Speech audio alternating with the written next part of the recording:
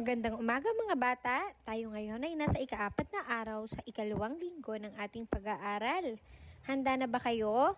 Handa na rin ako. Magsimula na tayo. Mga bata, ano ang madalas mong ginagawa kapag ikaw ay masaya, nalulungkot, galit, o natatakot?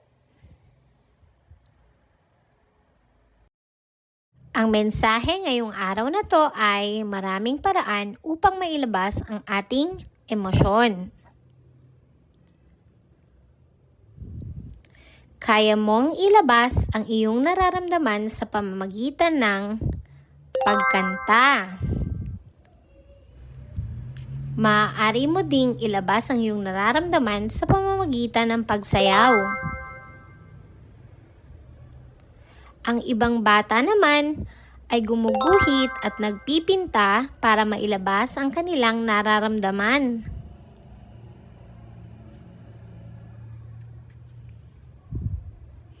O di kaya naman pag ikay nalulungkot, ikay lumalabas at nakikipaglaro sa iyong mga kaibigan upang sumaya. Kapag ikaw ay nalulungkot, maaari ka rin makipagkwentuhan sa iba upang ikaw ay sumaya.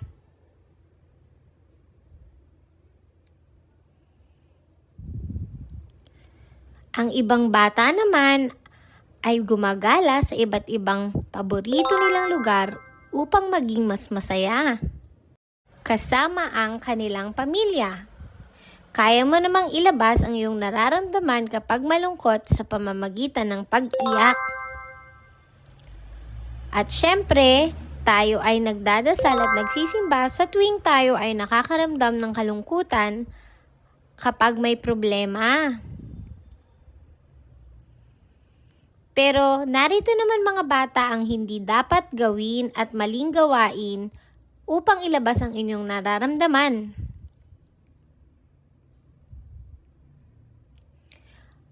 Una, iwasan nyo ang pakikipag-away sa tuwing kayo ay galit. Iwasan din ang pagsigaw, pagsagot sa inyong mga magulang, at higit sa lahat, iwasan ang pagsisira ng gamit sa tuwing kayo ay nakakaranas ng pagkagalit.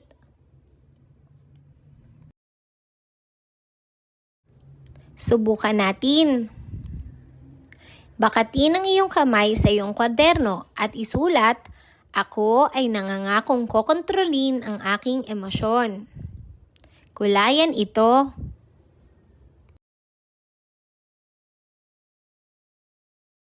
Oras na para sa gawain.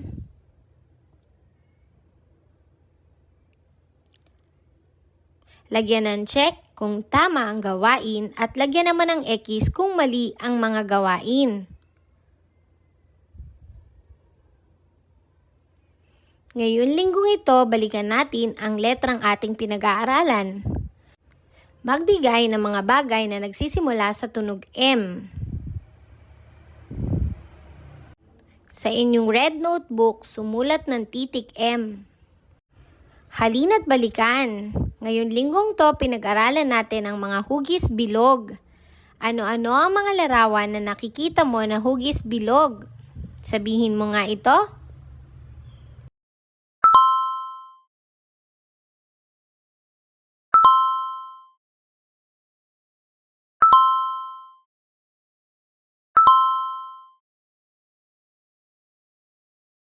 Ngayon linggong to, pinag-aralan natin ang kulay pula. Ano-ano ang nakikita mo sa iyong harapan ng mga bagay na kulay pula? Sabihin mo nga ito.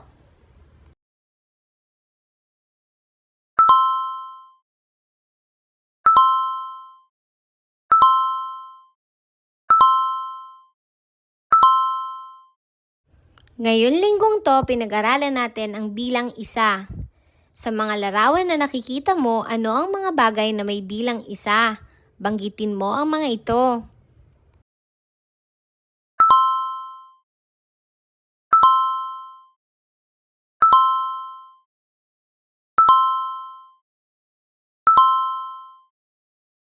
Sa inyong yellow notebook, gumuhit ng bilog at sumulat ng bilang isa. Ngayon linggong ito, pinag-aralan natin ang linyang pakurba.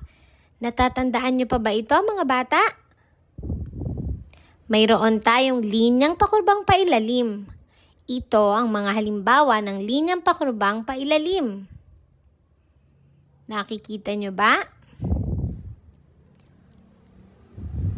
Magaling mga bata!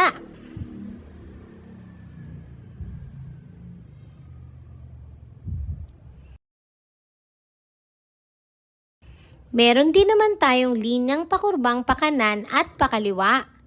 Narito ang mga halimbawa ng mga larawan na mayroong linyang pakurba pakanan at pakaliwa.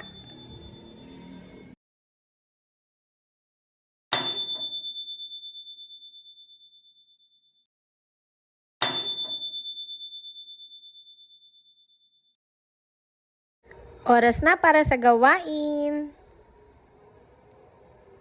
Bakatin ang mga linyang pakurba.